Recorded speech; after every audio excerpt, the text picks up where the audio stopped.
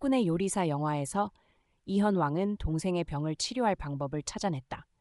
제선대군이 강령전에 군대를 이끌고 쳐들어왔을 때 갑작스럽게 이현왕의 동생이 나타나 이현왕이 동생을 살해한 주모자라는 누명을 씌우려던 계획이 실패로 돌아갔다. 수건 강씨와 제선대군의 반역 계획은 완전히 무너졌다. 이 사건을 계기로 국왕은 수건 강씨와 대군의 본성을 깨닫게 되었고 국왕의 모후의 죽음에 대한 진실도 드러났다. 알고 보니 과거 국왕의 모후도 이와 같은 방식으로 독살당했던 것이다. 그래서 오랜 세월 동안 국왕은 이 독을 해독할 수 있는 신의를 찾아 비밀리에 노력해왔다. 과연 국왕이 지영을 제때 구하고 대군과 수건을 처벌할 수 있을지, 이것이 오늘 영상의 주요 내용이다.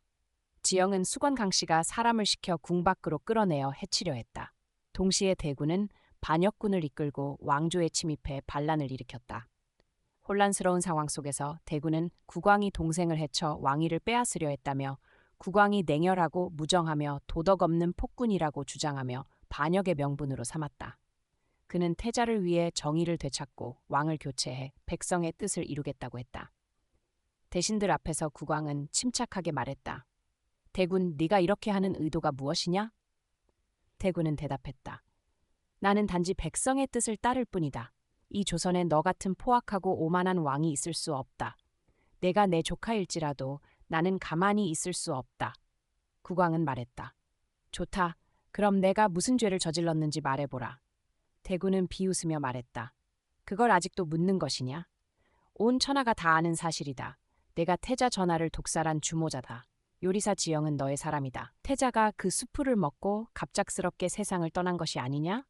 너무나 명백하지 않느냐? 국왕은 대답했다. 내가 그 수프에 독이 있었다고 말한다면 왜 나도 그 수프를 먹었는데 아무 일이 없었겠느냐? 누군가가 의도적으로 태자를 독살하고 나에게 죄를 뒤집어 씌우려 반역을 도모한 것이 아니냐? 대군은 국왕이 자신의 속내를 읽었다는 것을 느끼고 말했다. 내가 무슨 말을 하는지 모르겠다. 이건 분명히 너의 음모다. 오늘 나는 하늘을 대신해 폭군을 제거하고 태자를 위해 정의를 되찾아 백성의 마음을 위로할 것이다. 대군은 말을 마치고 칼을 뽑아 국왕을 겨누었다. 대비가 나타나 말했다. 대군, 내 이놈이 감히 네가 한 행동이 무엇인지 아느냐? 이는 군주를 능멸하는 대역죄로 구족을 멸하는 죄다. 어찌 감히 국왕에게 이런 짓을 하느냐? 대군은 크게 웃으며 말했다. 그럼 여기 있는 자들 중 누가 저를 지지하는지 아니면 모두가 나처럼 왕을 바꾸고 싶어 분노하는지 물어보시지. 국왕은 전혀 두려워하지 않고 오히려 침착하게 왕좌에 앉으며 말했다. 대군, 만약 오늘 내가 내 결백을 증명한다면 너는 이 일을 어떻게 처리할 것이냐? 대군은 비웃으며 말했다. 만약 내가 너를 잘못 비난했다면 나는 내 목숨으로 그 대가를 치를 준비가 되어 있다. 국왕은 그 말을 기다렸다는 듯이 말했다. 좋다. 그럼 눈을 크게 뜨고 보라. 동생아, 이제 나올 때다. 국왕의 말이 끝나자마자 태자 전하가 안에서 걸어나와 국왕 옆에 앉았다. 대군과 대신들은 충격과 놀라움으로 얼어붙었다. 동생아, 모두에게 무슨 일이 있었는지 말해다오. 태자 전하는 말했다. 그날 형과 함께 닭고기 수프를 먹은 후 방으로 돌아갔는데 한 시녀가 약한 그릇을 가져와서 보약이라며 마시라고 했다. 그 약을 마신 후 나는 매우 불편함을 느끼고 정신을 잃었다. 국왕이 다시 말했다.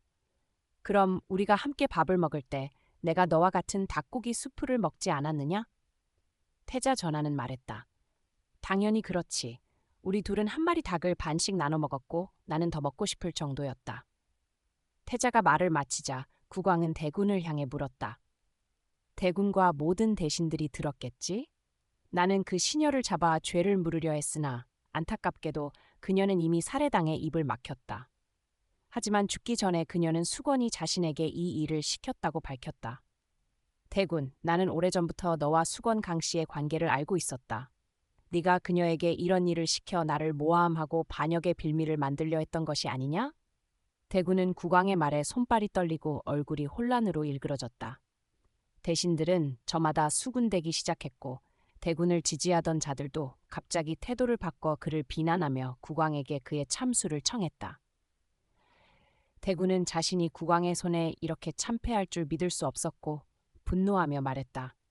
네가 어떻게 그럴 수 있단 말이냐? 국왕은 대군 앞에 걸어가며 말했다. 내 말은 내가 어떻게 동생의 몸에 있던 독을 해독할 수 있었냐는 것이지? 이건 모두 내 모후 덕분이다. 대비는 놀라며 말했다. 국왕, 네가 무슨 말을 하는 것이냐? 너의 모후는 이미 세상을 떠났는데 어떻게 그럴 수 있단 말이냐? 국왕은 감정을 억누르며 눈시울을 붉히고 말했다. 대비, 모후께서 어떻게 돌아가셨는지 잊지 않으셨겠지요? 모후께서 어주에서 올린 음식을 드신 후 갑작스럽게 세상을 떠나셨다. 그 음식의 재료는 전혀 독성이 없었고 모두 정상적으로 검증된 것이었다. 하지만 모후는 독에 중독되어 죽으셨다. 그 죽음에 나는 납득할 수 없었고 받아들일 수 없었다. 그래서 나는 직접 답을 찾아 나섰다. 나는 그 재료들을 가지고 곳곳을 다니며 외부의 태이를 만났지만 모두 문제없다고 했다. 그러다 한 사람을 만났다. 그는 한 가지 독이 약재와 매우 비슷해 구분하기 어렵다고 했다. 그 독은 향과 맛이 똑같지만 효과는 완전히 달라. 하나는 몸을 편안하게 하고 다른 하나는 먹는 사람의 목숨을 앗아간다고 했다. 그래서 나는 그에게 이 독을 해독하는 법을 가르쳐 달라고 간청했다. 그는 아직 시도해 본 적은 없지만 나를 돕기 위해 노력하겠다고 했다. 그동안 나는 모후를 해친 자를 찾아다녔고 이번에 동생이 모후와 똑같은 증상을 보였기에 그를 궁으로 불러 동생을 치료했다. 이 일을 계기로 나는 일부 사람들이 선량하고 충직한 척 위장한 악한 본성을 깨달았다. 그리고 곰곰이 생각한 끝에 모후를 해친 자가 누구인지 알게 되었다. 바로 너 아니냐, 대군. 국왕은 대군을 가리키며 말했다. 국면이 바뀌자 대군은 더 이상 물러날 곳이 없었다. 그는 크게 웃으며 말했다. 그렇다. 내가 했다. 내가 태자 전하를 독살했다. 그래야만 너를 무너뜨리고 모두를 선동해 반역을 일으킬 수 있었다. 태자가 죽으면 너도 내 손에 죽을 것이고 그때 이 천하는 내 것이 될 터였다. 나는 이 날을 오랫동안 기다려왔다. 그런데 이렇게 참패하다니 나는 납득할 수 없다. 나는 승복하지 않는다. 국왕은 대군의 눈을 똑바로 보며 아픈 마음으로 말했다. 내가 오늘 한 짓은 이해할 수 있다. 네 마음이 너무도 악독해 왕위를 차지하기 위해 모든 것을 불사르기 때문이지. 하지만 내 모후는 너의 누이였다. 언제나 너를 사랑하고 보호했는데 어찌하여 너는 그녀를 해쳤느냐? 대군은 소리쳤다. 사랑? 내 모후가 나를 사랑했다면 나를 왕위에 올려줬을 것이다. 내 모후가 나를 배신하고 등을 돌렸다. 나는 내 모후가 내 부왕에게 내가 반역을 도모한다고 말할까봐 그녀를 죽여 입을 막은 것이다. 내 모후가 나를 도왔다면 내가 이렇게 오랫동안 기다릴 필요도 없었을 것이고 이 왕좌는 원래 내 것이었어야 했다. 국왕은 쓰라린 웃음을 지으며 말했다. 단지 이 자리를 차지하기 위해 너는 너의 혈육에게 손을 댈 수 있었던 것이냐? 대군, 너는 용서받을 자격이 없다. 사람을 불러라. 이자를 감옥에 가두고 내일 백성들 앞에서 참수하여 본보기로 삼아라. 대군이 끌려가자 공길이 달려와 말했다. 국왕 폐하, 신이 요리사 지영을 구하러 갔으나 그녀가 보이지 않았습니다. 그들이 그녀를 이미 데려갔습니다. 국왕은 분노하며 말했다. 뭐라고? 감히 그들이 말을 준비하라. 내가 직접 그들을 모두 죽이고 그녀를 데려오겠다. 대비가 막으며 말했다. 국왕, 가지 마라. 한낱 천한 여인 때문에 네가 스스로를 위험에 빠뜨릴 셈이냐? 국왕은 웃으며 말했다. 그렇다. 그녀는 너에게 천한 여인일지 모른다.